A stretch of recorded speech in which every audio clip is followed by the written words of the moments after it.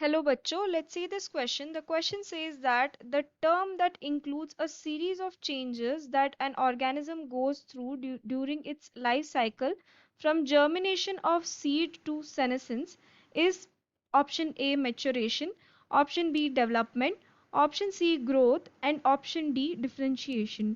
तो इस क्वेश्चन में ऐसा बोला है कि ऐसा टर्म जो इंक्लूड करता है जितने भी series of changes that take place जब लाइफ साइकिल शुरू होती है फ्रॉम जर्मिनेशन, एक सीड के जर्मिनेशन से सेनेसेंस तक, यानी कि उस सीड के या उस पर्टिकुलर प्लांट के बुढ़ापे तक। Senescence is nothing but old age.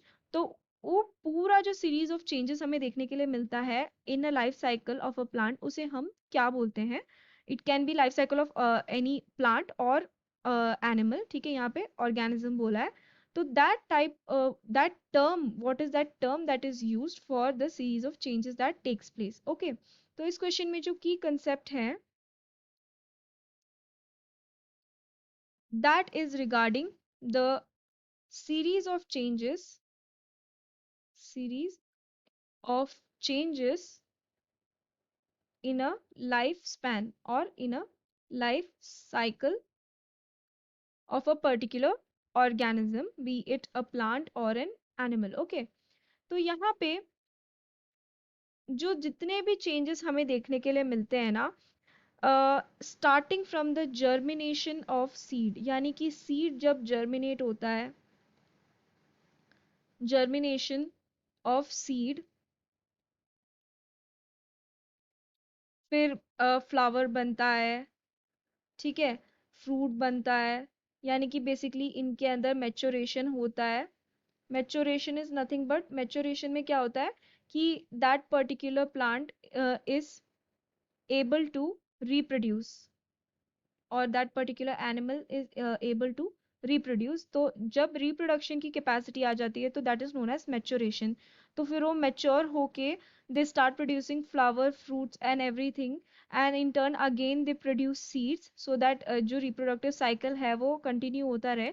And at last बाद में सेनेसेंस यानी कि ओल्ड एज आ जाता है।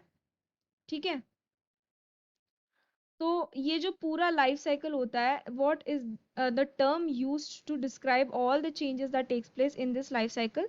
That term is development. ठीक है, डेवलपमेंट ऐसा एक टर्म है जिसके अंदर सारे चेंजेस देखने के लिए मिलते हैं जो एक ऑर्गेनिज्म के अंदर होते हैं during a particular life cycle. And development को हम बोलते हैं that it is a some